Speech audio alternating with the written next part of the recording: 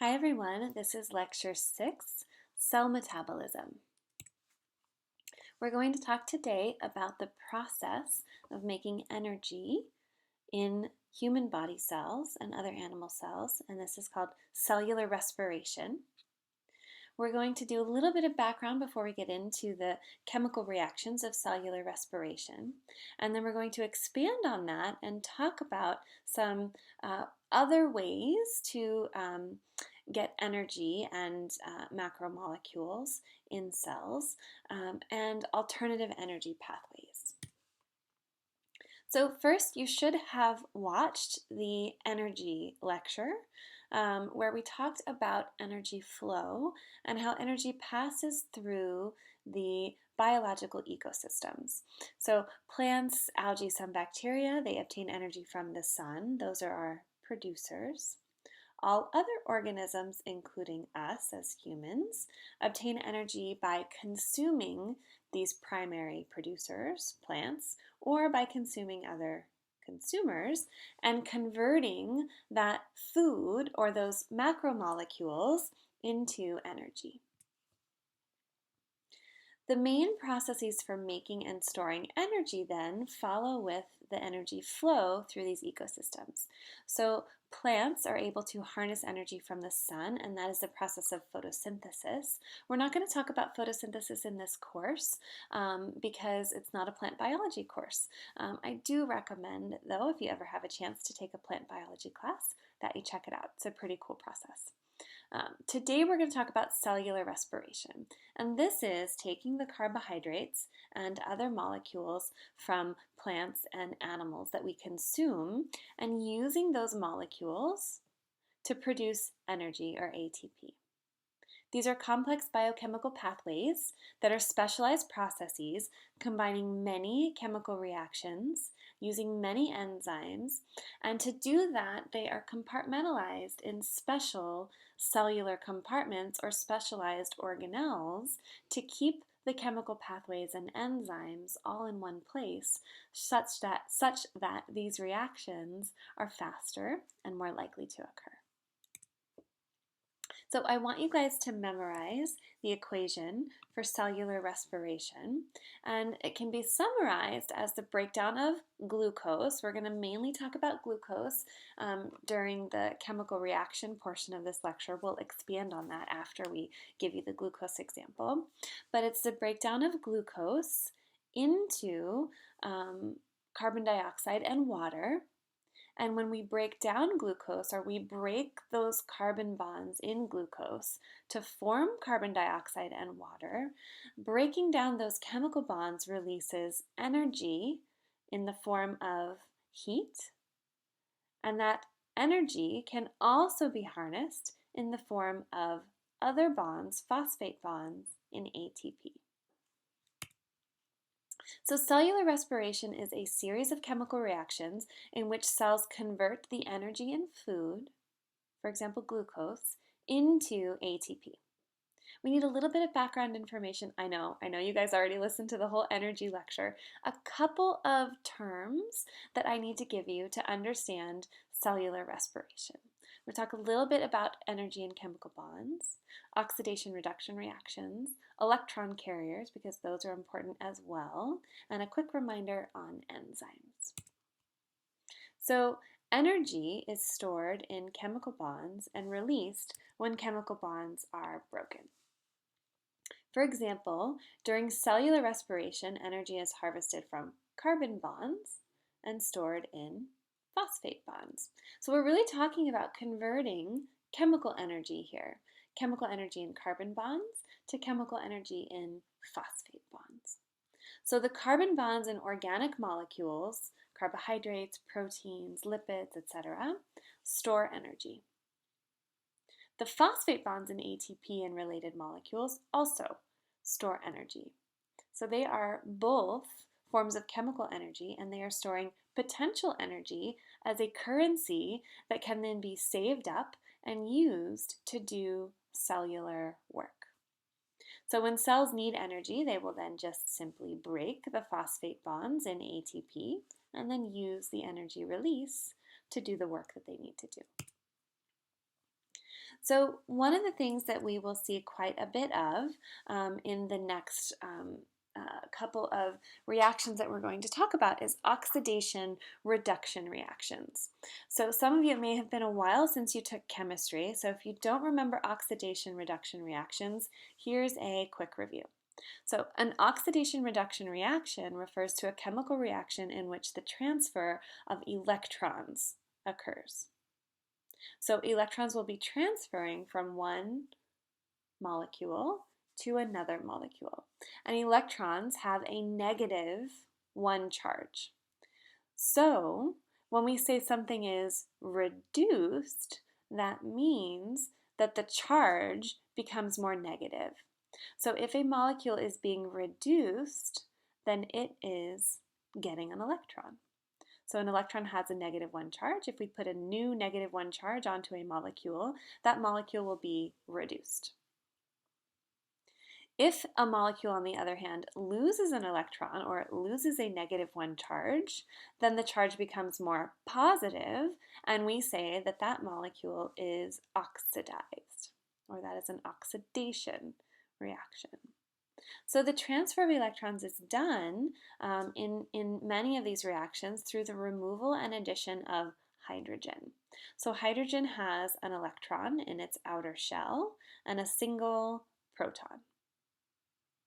So if we add or remove a hydrogen, then we can add or remove electrons because there's a single electron in a hydrogen atom. So let's take a look at the cellular respiration equation. So we have glucose plus oxygen. See the carbon bonds here in glucose, they're going to be storing some energy. We're going to break those carbon bonds with the help of oxygen. And we're going to break those carbon bonds into carbon dioxide and water. So which of the reactants in this reaction is reduced? What does it mean to reduce something? If we reduce something, we're making its charge more negative, or we're giving it electrons. So if something is reduced, which one do you see that has gained electrons? You got it. Okay. So the one that gained electrons was the oxygen. So oxygen bonded with hydrogen and gained electrons through those electrons in the shell, the single outer shell of the hydrogen, to form water. So when you gain electrons, you're gaining a -1 charge, and you are reducing your charge. So in this case, the oxygen was reduced to water. Oxidation reduction reactions are always paired, so when something is reduced, something is also oxidized. So the oxygen was reduced, it gained electrons or hydrogens, and the glucose was oxidized. So the glucose lost electrons. In other words, it lost its hydrogens and was changed into carbon dioxide. So in this case, the molecule that was oxidized was the glucose.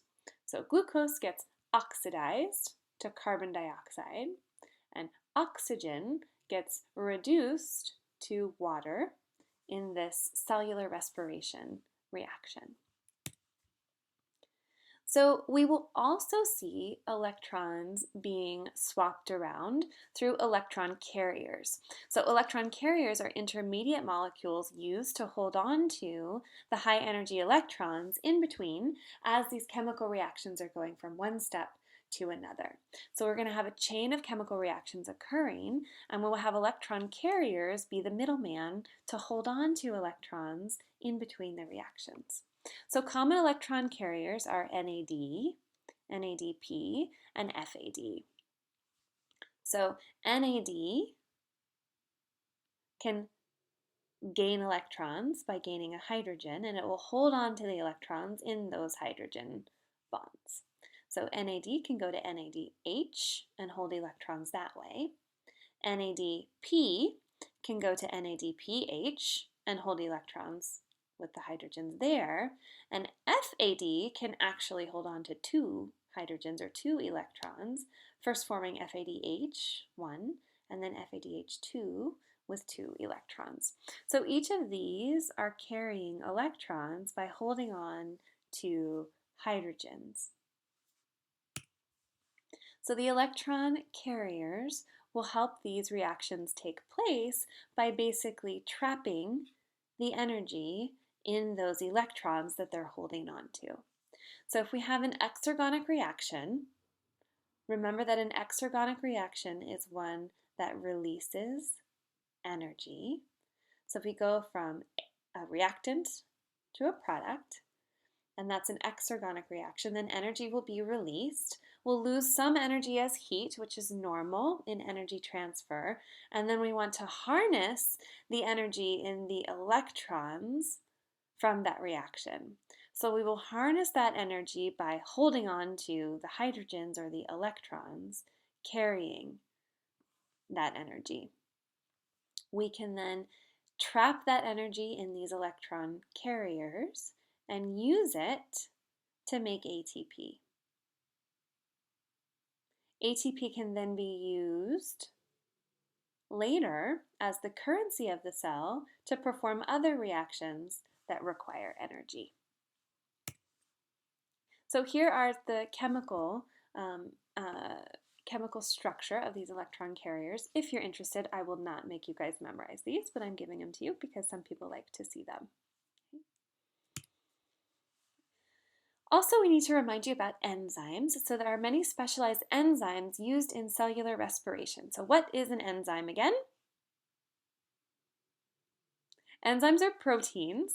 And what do enzymes do? They're going to speed up or catalyze the rate of chemical reaction. So remember that enzymes are that protein that gives you that push. When normally a reaction might take a long time to occur, the enzyme can grab the reactants, help product formation by reducing the activation energy, and give you that push for the reaction to take place.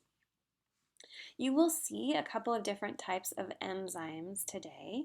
You'll see dehydrogenase enzymes that are removing hydrogens in order to catalyze an oxidation reaction. Remember that an oxidation reaction is when you're losing electrons or losing hydrogens. You will also see kinase enzymes. Kinase enzymes will add and remove phosphates in order to store and release energy in phosphate bonds. So you'll see dehydrogenase enzymes where you're adding and removing hydrogen, and you'll see kinase enzymes where you're adding and removing phosphates. Okay, now we're ready to get on to cellular respiration. So cellular respiration is a series of chemical reactions in which cells convert the energy in food, like glucose, into ATP. Energy is extracted from these organic molecules. Organic molecules, remember, contain carbon bonds. By oxidizing those carbon bonds or removing hydrogens from those carbon bonds and using the energy released to make ATP. So as humans and other animals, we produce the majority of our ATP from glucose, but energy can also be derived from other organic molecules, and we'll talk about that at the end of this lecture. So another term for cellular respiration is aerobic metabolism, because aerobic refers to the need for oxygen. So cellular respiration requires oxygen, so it is also sometimes called aerobic metabolism. Where does it take place? In the mitochondria. Remember, the mitochondria is our organelle that produces ATP. So the function of the mitochondria is to produce ATP. The function of mitochondria in animal cells, which is us, is cellular respiration. So the reactions of cellular respiration take place in or near the mitochondria. So all of the enzymes and chemical reactions will be located in or near the mitochondria because the mitochondria is concentrated with enzymes and molecules needed. And there are parts of the mitochondria that will come up as we discuss where these chemical reactions are taking place. So the inner part of the mitochondria is the inner part of the cell is the cytoplasm, which will be just surrounding the mitochondria. There is a network within the mitochondria to shuttle and transport nutrients and oxygen. That's called the mitochondrial reticulum. There are folds in the mitochondria that will form little shelf-like compartments. Those are called cristae. And there is a matrix or a fluid inside the mitochondria called the mitochondrial matrix. Here's a mitochondria again, if you've forgotten what they look like. So here's our general animal cell that we studied in our cell structure portion of our cellular lecture. So the mitochondria are the ones that kind of look like little beans, and they have a double membrane, and the inner membrane folds in to make these shelf-like cristae. And then the inside there will be the fluid inside the mitochondria, or the matrix. We will then have an outer mitochondrial membrane that will separate the mitochondria from the rest of the cytoplasm in the cell. Okay, so now we're going to talk about the steps of cellular respiration. I'm going to warn you guys, this can be a lot. You definitely need to take out some paper, take out some notes, and we're going to talk about these 5 steps of cellular respiration. So step 1, glycolysis. Step 2, pyruvate oxidation. Step 3, the Krebs cycle. Step 4, the electron transport chain. And then step 5, the money step, chemiosmosis. What I want you guys to do, and I will link this to our page, let me pull it up here. I want you guys to print this out. So this is a worksheet that I have created to help you keep track of steps 1, 2, 3, 4, 5, the 5 steps. So I want you to write down the 5 steps, 1, 2, 3, 4, and 5. And I want you to keep track of all of these things. I want you to keep track of a summary reaction for each step. I want you to take notes on any interesting parts. For example, where did this take place in the cell? If it was in the mitochondria, what specific part of the mitochondria did this take place? Also, I want you to count how many ATPs are created in each step. I want you to list the electron carriers, so NAD, NADP, FAD, and I want you to keep track of any carbon dioxide that is being produced. So print out your cellular respiration worksheet, have it out and ready. And now we'll talk about the steps of cellular respiration. Again, I want you guys to follow the summary reactions for each step, count the ATPs, count the electron carriers, and look at the carbon bonds. Because what are we doing in cellular respiration? We're breaking down carbon bonds, so we're going to count. So there'll be times when I say this is a 6-carbon sugar, this is a 3-carbon sugar. I want you guys to keep track of that. Okay. Overall, the 5 steps of cellular respiration take place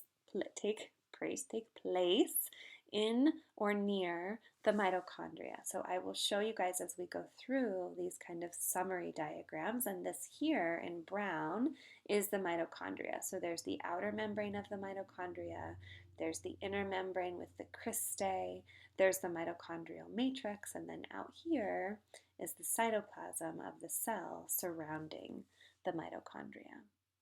And we'll start with step 1, glycolysis, and go all the way through cellular respiration until we get to the final step, the money step, where we make our final ATP.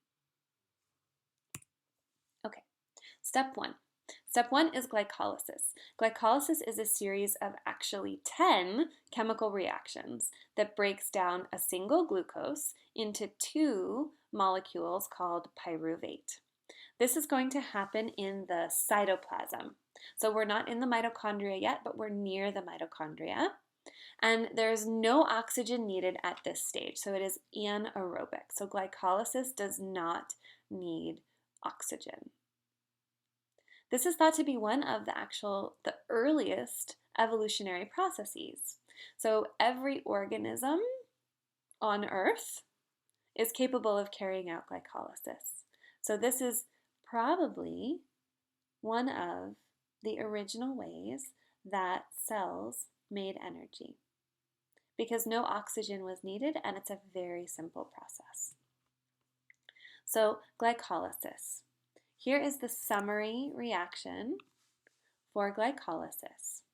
Glucose is a 6-carbon sugar, is going to be broken down into 2 3-carbon sugars. So we still have 6 carbons, right? We went from 1 6-carbon sugar to 2 3-carbon sugars.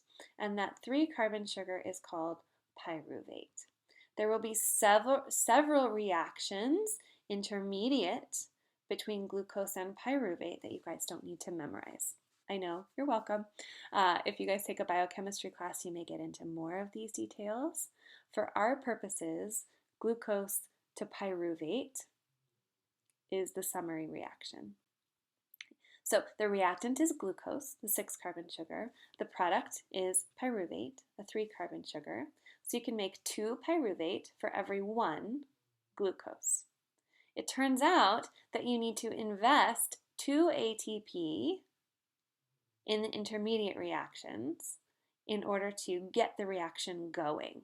So it takes some activation energy, or 2 ATP, to get the reaction started. But in return, when you finally make pyruvate, you will get 4 ATP and 2 NADH produced for every glucose molecule. So if we do the math then, we invested 2, we got 4, what's our profit? Our net profit is 2 ATPs and 2 NADH. Remember that NADH is an electron carrier, and where are the electrons? Yep, they're holding on to that hydrogen there. Okay, so NADH is holding 1 electron. So we've made 2 ATP profit and 2 NADH, or 2 high energy electrons, are being stored. Now, I'm not going to make you guys memorize the names of these intermediate molecules, but I want you to see basically how this works. So we start out with a 6-carbon sugar, and that's what these black spheres or circles are supposed to represent. So we've got 1, 2, 3, 4, 5, 6 carbons in glucose. We need to invest 2 ATP in order to start the reaction. So we're going to phosphorylate or add 2 ATPs and create a 6-carbon sugar diphosphate with 2 phosphate bonds. We'll then take those 2 phosphate bonds and break them down, take those carbon bonds and break them down from a 6-carbon sugar into a 3-carbon sugar. And then next, we'll take those 3-carbon sugars, intermediates, and we will convert them into pyruvate. In the process, electrons, high energy electrons, will be carried onto NADH, and ATP will be produced. So for each pyruvate that's made, we'll get 1 NADH and 2 ATP. So the total payoff, 4 ATP, 2 NADH, and the net reaction will give us 2 ATPs, 2 NADH, because we had initial investment. Got it? Okay, that's glycolysis. That is step 1, where we form 2 pyruvates for each glucose put into the system. Now we're going to take the pyruvates and we're going to oxidize them. So pyruvate oxidation is step 2. We're going to convert pyruvate into something called acetyl-CoA and carbon dioxide.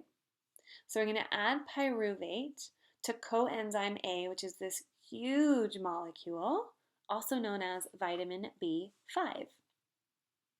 And we're going to then produce acetyl-CoA and carbon dioxide. This is going to occur in the mitochondrial matrix. So now we've gone from the cytoplasm inside the mitochondria. So the mitochondrial matrix, and this requires a huge enzyme, 60 subunit enzyme. So if it has subunits, what level of protein folding is that? quaternary.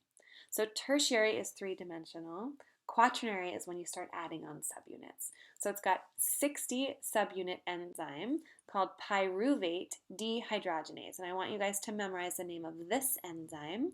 It's one of the largest known enzymes in the biological world. Pyruvate dehydrogenase. So it's going to net produce 2 CO2s and 2 NADH for every glucose molecule that was put in at the beginning. So 1 CO2 and 1 NADH per pyruvate, but remember we had 2 pyruvate molecules per glucose. Okay. An acetyl-CoA will be formed in the process. So now, well, let me show you a summary diagram for that. I'm getting way too ahead of myself. Super exciting, right? Yeah, I know. It's not very exciting, but you guys, we still need to know it, okay? So we went from pyruvate, we added coenzyme A, and we made acetyl-CoA. In the process, we released 1 carbon dioxide, and we formed 1 NADH. Okay. That's pyruvate oxidation. It's step 2, and it takes place in the mitochondrial matrix. Okay. Now we're going to take the acetyl-CoA, and the acetyl-CoA is going to be used in step 3. Keep an eye on acetyl-CoA because when we talk about alternative fuels, alternatives to glucose, a lot of alternative fuels will jump in at this acetyl-CoA step. We'll talk about that in a bit. So step 3 is the Krebs cycle.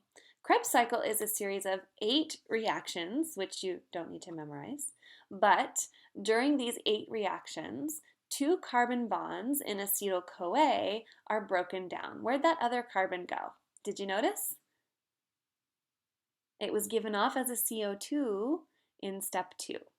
So we're going to take this 2 carbon acetyl-CoA and we're going to break down acetyl-CoA into 2 carbon dioxides with a couple of byproducts, CoA and oxaloacetate. So acetyl-CoA is going to actually combine with a couple of other sugars.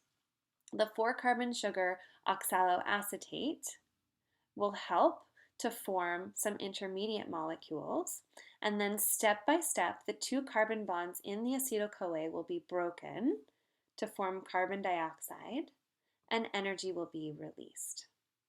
This also happens in the mitochondrial matrix, and it requires oxygen. So the oxaloacetate and the CoA can then be recycled and reused next time. So the net for this process, this whole cycle, is 1 ATP, 3 NADH, 1 FADH2, and partridge in a pear tree, and 2 carbon dioxides for each turn of the Krebs cycle. But remember that there are 2 acetyl-CoA turns for each glucose, so our total net profit for this stage is 2 ATPs, 6 NADH, and 2 FADH2, and 4 carbon dioxides for each glucose that was put in the initial step 1. Okay? Here is the Krebs cycle. And the reason it's called a cycle is because oxaloacetate, or the molecule that combines first with acetyl-CoA, gets recycled at the end. So oxaloacetate combines with acetyl-CoA, and then we have all of these intermediates which help us break the carbon bonds in the acetyl-CoA. And then after these intermediates help break those 2 carbon bonds, oxaloacetate will be reformed and can be reused for the next acetyl-CoA that comes in. So acetyl-CoA comes in from step 2, and it combines with oxaloacetate. The CoA will first be released and can go back to step 2 and be reused in that step. And then the first molecule that's formed is citrate. So you'll also hear the Krebs cycle be referred to as the citric acid cycle. And this is one of the reasons that we need vitamin C in our diet. So acetyl-CoA will join the 4-carbon compound oxaloacetate to form a 6-carbon compound citrate. So let's count our carbons again. 4 carbons in oxaloacetate, 2 carbons in acetyl-CoA. Combine those together to make a 6-carbon intermediate. And then we can start counting our carbons. 6 carbons, 6 carbons. Here we lose 1. So we break a carbon bond in this step. We break that carbon bond and give off carbon dioxide. We also give off a high energy electron, which will be stored in NADH. Now we've gone from a 6-carbon sugar to a 5-carbon sugar. This 5-carbon sugar will break another carbon bond. CO2 will be given off in the next step, and as this carbon bond is broken, the high energy electron will be stored in NADH. Okay. So now we've gone from a 5-carbon to a 4-carbon. Here's our 4-carbon with CoA. The 4-carbon sugar will break off from the CoA, and as the CoA is released, then ATP will be released again. Okay. From there, we then take our 4-carbon sugar and we make a few changes to recycle and form oxaloacetate, our 4-carbon sugar that we'll need to start the cycle again the next time acetyl-CoA comes in. So there are 2 decarboxylation events, in other words, 2 places where carbon bonds are broken to release 2 carbon dioxides. Another view of the citric acid cycle, your book talks about it as if it were a Ferris wheel, where you're dropping off bonds and picking up high energy electrons, and then recycling back to the beginning where you can pick up a new passenger and start the process again. Okay. So before we get to step 4, let's look again at the summary reaction for step 3, the Krebs cycle. We started with acetyl-CoA, which came from our pyruvate oxidation.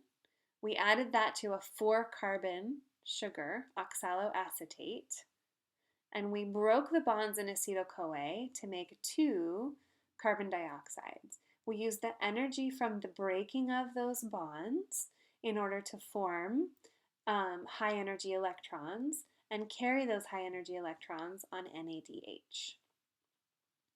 In the process, we also broke CoA bonds and harnessed the energy from that to make ATP, and some other intermediates were broken down and harnessed the energy in those to make FADH2.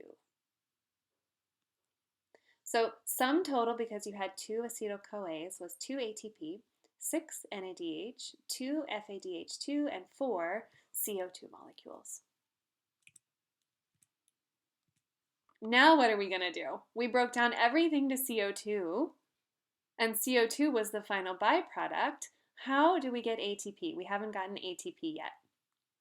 So now we've taken the energy from those carbon bonds and we have converted that energy into high energy electrons. So this step, step 4, the electron transport chain, is where we take the NADH and the FADH2 and we use the energy of those high energy electrons that are being stored to fuel a pump. What this pump is going to do is fuel hydrogen pumped in the membrane. When it does that, this will be in the mitochondrial membrane. It's going to require oxygen, and it's going to create a gradient. So it's going to create a hydrogen gradient across the mitochondrial membrane. So the energy from the NADH and the FADH2 will be used to bounce electrons through a series of electron carriers. What that's going to do is split the electron energy and release hydrogen. These hydrogens no longer have the electron in their outer shell, so we can also just call them a simple proton, right? Because a hydrogen has one proton, one electron. If it loses those electrons through this electron transport chain, then it's just a proton or a hydrogen ion. So the free electrons will be bounced through the electron transport chain, and they're going to go through a series of electron acceptors. The last electron acceptor will be oxygen, and that oxygen will combine with hydrogen to release water. There is no ATP generation in this step. The purpose of this step is to form a gradient. We need to form a proton gradient in order to fuel ATP synthesis in the next step. So here it is in diagram. So we have NADH and FADH2 that are carrying electrons on their hydrogens. If we split the electrons from the hydrogens, then the electrons can bounce from carrier to carrier to carrier. As they do that, they will release hydrogens, and the hydrogens will be pumped across the membrane. So here, you see this? There's your lipid bilayer. Here's your membrane. As the electrons bounce from carrier to carrier, I kind of picture this like basketball, right? Kind of throwing the electrons, bouncing carrier to carrier, and that's creating energy. So we're pushing the electrons, creating energy, and that is pushing the hydrogens across the membrane. That creates a hydrogen gradient that will be used in the next step. The very last place that catches the electrons is oxygen. Oxygen will catch those electrons and combine with some hydrogen that's left over to make water. So step 4 is that the electrons from NADH and FADH2 are passed through a chain of protein complexes that are electron acceptors. The names of these protein complexes, the details of how that happens, I'm not going to worry you guys with. I think we have enough today, yeah? Okay, so they are protein complexes that will accept the electrons and move hydrogen across the membrane. They're embedded in the inner membrane of the mitochondria, and the hydrogens will be split into electrons and hydrogen ions or protons. So these protons will then build up into a gradient. Okay. That is the electron transport chain. Electrons will be transported through these protein complexes, and the hydrogens will be pumped across the membrane. They're going to be in the intermembrane space, which is separated from the mitochondrial matrix down below. So we now have a proton or a hydrogen gradient. Now think back to your membrane transport lecture, and gradients, when you create these gradients from high to low, there is a natural movement that wants to redistribute those gradients. So now the energy is being stored, not in a chemical bond, not in an electron carrier, but it's being stored in a gradient. So the energy in this stage is being stored in a proton gradient, and this gradient then has potential energy that can be used to make ATP in the next step. So the electrons basically are falling to energy levels as they pass through these protein complexes. The last electron acceptor is oxygen, which will combine with some hydrogen, not part of the gradient because this will be inside the matrix. It'll combine with some hydrogen to make water as a byproduct. Okay. What happens when you add hydrogen to oxygen? Is it being reduced or is it being oxidized? It's being reduced. Okay. So we're adding electrons and hydrogen to oxygen and reducing the oxygen to water. And that's our final byproduct, which is water. Step 5 is using that hydrogen proton gradient. So here it is. There's all the hydrogens that have been pumped across the membrane by those electron carriers.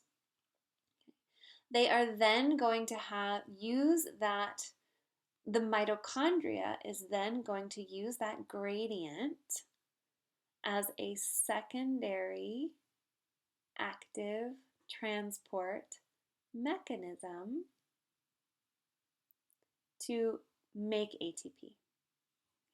So we have a gradient, the gradient hydrogen gradient. Now the hydrogen wants to move inside the membrane. Can hydrogen get across the membrane normally? Why not? It has a charge. So hydrogen has a charge. Remember that the membrane is a phospholipid bilayer here as well. Charged molecules cannot get across the membrane without the help of a channel. So we have a special channel here that will move the hydrogen through the membrane, and as that hydrogen is being moved through that protein channel, it will be used to turn, like cogs on a wheel, a synthesis of ATP. So this channel is called ATP synthase. It's the ATP synthase channel that lets hydrogen back in through the membrane and uses the energy of that gradient to turn and create energy to make ATP inside the mitochondrial matrix. So the gradient will create kinetic energy that will be harnessed by this channel, ATP synthase, to catalyze the production of ATP. The production of ATP we call phosphorylation because you're adding a phosphate to ADP. So the summary reaction for step 5 is ADP plus PI goes to ATP. Finally, right? We're finally making ATP. We made a few in the other steps, but this is the real money step. So let's look at the profit that comes from this step. The net total from this gradient is 28 ATP.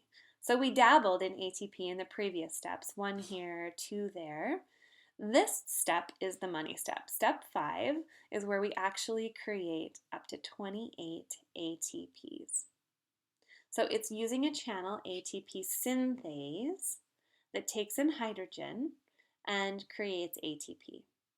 The hydrogen ions can also combine then with oxygen to make water inside the mitochondrial matrix. So this happens in the mitochondrial membrane where the channel is a protein stretched across the mitochondrial membrane. So it's a transmembrane protein. This is linked directly to the electron transport chain, which requires oxygen. So oxygen is required as well in this step.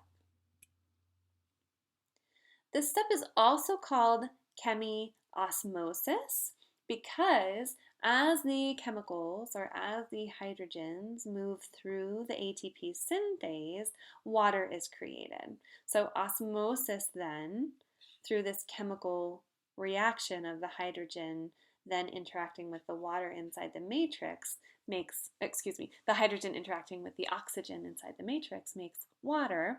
So we also call this chemiosmosis. So the electron transport chain, step 4, and chemiosmosis, step 5, are tightly linked together in the mitochondrial membrane. So here's the electron transport chain, where the electrons are bouncing across the protein complexes, and the hydrogen gradient is being created. That hydrogen gradient will then directly be used to fuel the ATP synthase channel and make ATP. Okay, so let's review the steps of cellular respiration. Step 1, glycolysis. Step 2, pyruvate oxidation. Step 3, citric acid or Krebs cycle. Step 4, electron transport chain. Step 5, ATP synthesis. The sum total of ATPs made from cellular respiration from a single glucose molecule is approximately 32 ATPs. Here's another way of looking at it, which just shows where these reactions take place. So glycolysis takes place in the cytoplasm, a little bit of ATP made there. Pyruvate oxidation takes place in the mitochondria. Krebs cycle takes place in the mitochondrial matrix. The electron transport chain takes place in the mitochondrial membrane. And ATP synthesis takes place right next to the electron transport chain, where it can harness that gradient in the mitochondrial membrane. And then the ATP will be generated as that gradient is used inside the mitochondrial matrix. So we can also summarize the mechanisms of ATP synthesis this way. There are levels of phosphorylation, substrate level phosphorylation, where we're transferring phosphates from a substrate to ADP. This is what happens during glycolysis and Krebs cycle. Very simple. We get a few phosphates, a few phosphate groups, a couple of ATPs, a couple of molecules of ATP synthesized for this substrate level phosphorylation. We also have oxidative phosphorylation, and this is where the phosphorylation of ADP is powered by the redox reactions, using the transfer of electrons from the electron carriers. This produces the majority of the ATP molecules in cellular respiration. So let's take a moment to draw out and summarize cellular respiration. Okay, so cellular respiration is 5 steps. So step 1, glycolysis. Glycolysis is a series of 10 reactions. It is anaerobic. It takes place in the cytoplasm of the cell, so not in the mitochondria, and it has a net of 2 ATP and 2 NADH. The process of glycolysis is breaking down glucose to 2 pyruvate molecules. So that is step 1. Step 2 is pyruvate oxidation.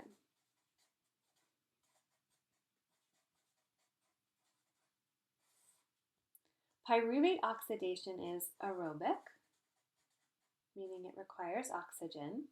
It takes place in the mitochondrial matrix. And the net is 2 NADH and 2 carbon dioxides. The summary reaction is that we're taking pyruvate, adding CoA, and forming acetyl-CoA. The enzyme that is required is pyruvate dehydrogenase. Step 3 is where we now take the acetyl-CoA and we put it through the Krebs cycle. So step 3 is Krebs cycle. The Krebs cycle is aerobic, requires oxygen. It takes place in the mitochondrial matrix.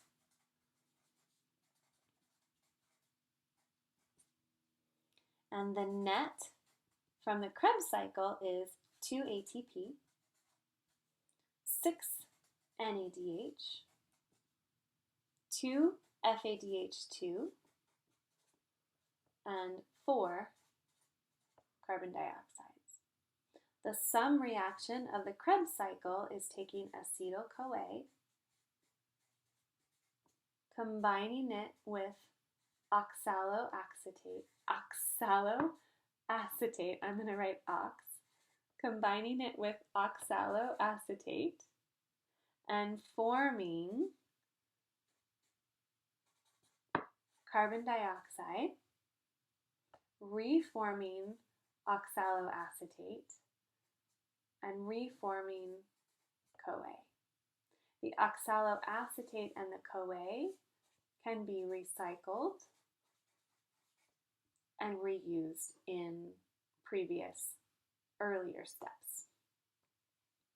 Step 4 is where we are taking the electron carriers and using them in the electron transport chain. So in step 4, we're using NADH, FADH2 to pump hydrogens and make a hydrogen gradient.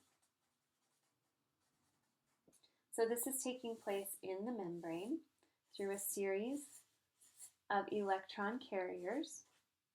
Each one of those electron carriers will help to move a hydrogen across the membrane. We will then have a hydrogen gradient. Lots of hydrogens built up across the mitochondrial membrane. Step 5 is to then use those hydrogen gradients to make ATP. So the channel for step 5 is ATP synthase, and this process is called Chemiosmosis.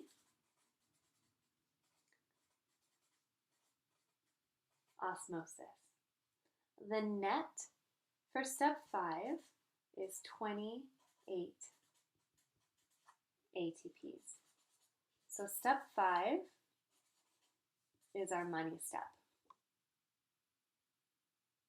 So through all of those steps, we made up to 32 ATPs for the cell from a single glucose.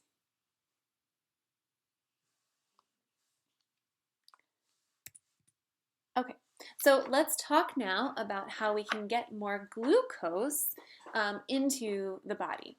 So there are ways to obtain glucose from the diet. Obviously, we can eat glucose, but there are also other metabolic pathways for producing glucose to ensure that there is a continuous supply in the body. Primarily actually for the brain, because the primary fuel for the brain is glucose, and the brain does not do well using alternative fuels. So there are two ways to do this: gluconeogenesis and glycogenolysis. Glucogenolysis. Gluconeogenesis is the synthesis of glucose from non-carbohydrate molecules. So we can take glycerol from various lipids, we can take lactic acid or amino acids, and we can take these non-carbohydrate molecules in the liver and in the kidneys, and we can form glucose. Gluconeo, so this is forming new glucose. Genesis means the forming of, neo is new, and glucose. So gluconeogenesis is forming new glucose from non-carbohydrate molecules. And the body can do this because glucose is a good fuel that we can get a lot of ATP out of. The other way is that glucose can be stored in the form of glycogen. So glycogen is a complex carbohydrate formed by linking multiple glucose molecules together. So when the body is not using a lot of glucose, it will store it. It will link them together in a glycogen molecule. Glycogen will then be stored until the glucose is needed. When the glucose is needed, glycogen will be broken down in glycogenolysis. So you see the lysis means breakdown, and glycogen is this molecule. So lysis of glycogen is the breakdown of glycogen to release glucose in times of need. There are also direct ways to use non-glucose fuels. So rather than making glucose in gluconeogenesis, we can also break down the proteins and fats directly.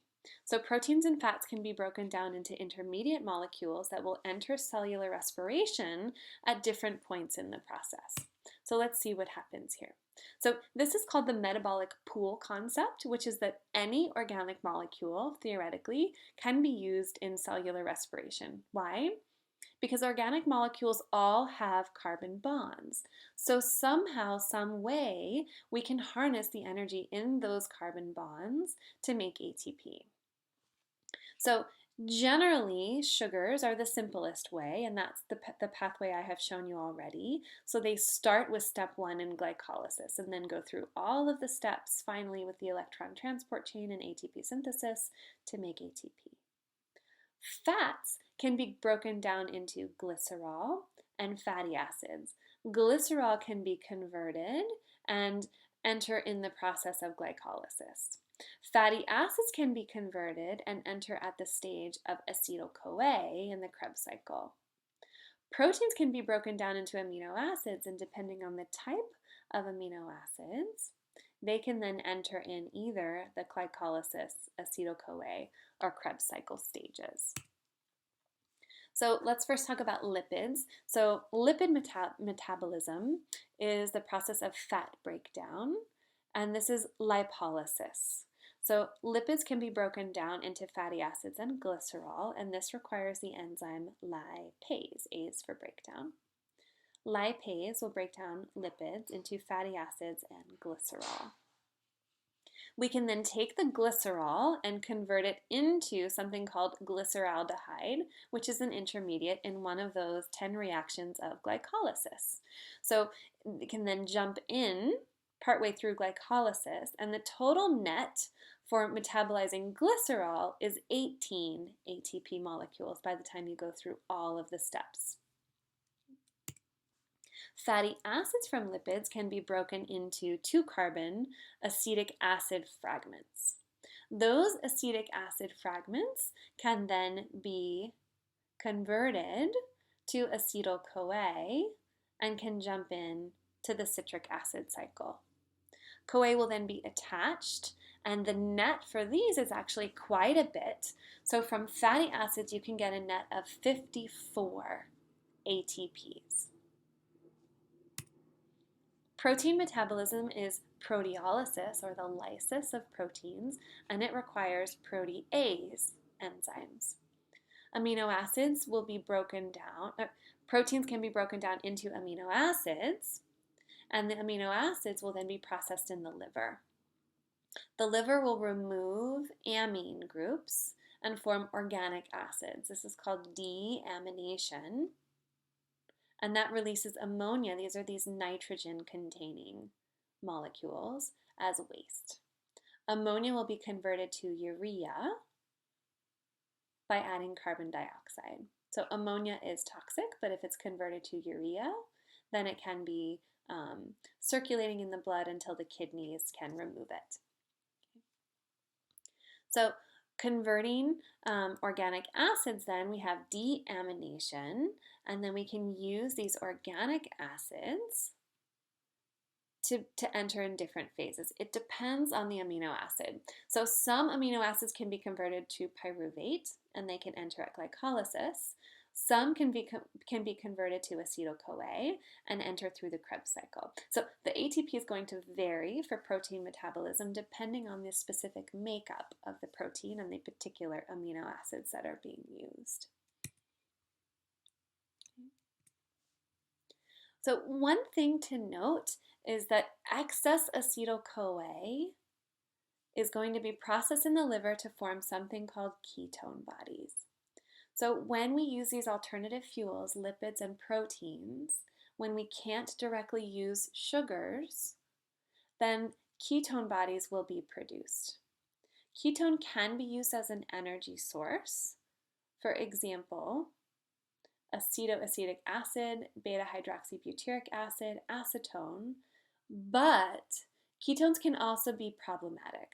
So during times of acute starvation, during diabetes or uncontrolled diabetes, when sugars cannot be used as fuel, but lipid and protein primarily is used as fuel, then excess ketones can build up and can lead to ketoacidosis, or buildup of acid in the blood. Ketoacidosis is actually quite problematic. That can decrease blood pH and can in some cases lead to nervous system decline. Patient can become comatose if it becomes excessive. And you will also see in patients that have an excessive amount of ketones, large amount of ketones excreted in the urine, and increased ventilation as the body is trying to get rid of the acid in the blood by releasing carbon dioxide. So you will see this occasionally in diabetic patients, and it's something to keep an eye out for, particularly in diabetic patients that are uncontrolled, because if they start going into ketoacidosis, occasionally the nervous system symptoms can mimic what actually looks like alcoholic depression. So if you have a patient that comes into the ER that is exhibiting some odd behaviors and depression that looks like alcoholic type decline, these patients could actually be in ketoacidosis and need to be tested, especially if they're diabetic. So what happens in the body when no oxygen is available? So alternative fuels is when no glucose is available. What happens when there's no oxygen? When there's not enough oxygen to perform cellular respiration, some cells will rely just on glycolysis for ATP via fermentation. Many types of fermentation in biological organisms, not necessarily in humans, but I'm bringing these up just because it's interesting. Bacteria, fungi, and yeast can do ethanol fermentation. We use that to make alcohol.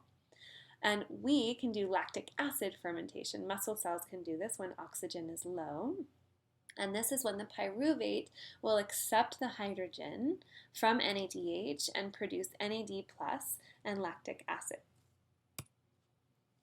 So this produces about 2 ATPs per glucose. It's not very efficient. And when oxygen becomes available again, lactic acid can be oxidized back to pyruvic acid, and the Krebs cycle can continue.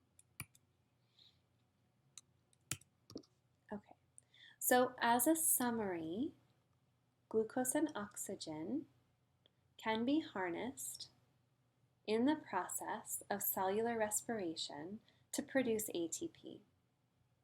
Some heat will be released in these metabolic processes as we're forming ATP. Some of this heat will be used to maintain body temperature, and some will be eliminated to the environment. Overall, that is the end of metabolism. Thank you for your patience. If you need help completing your chart, let me know and I can help you guys with any questions you have about cellular respiration or metabolism in general.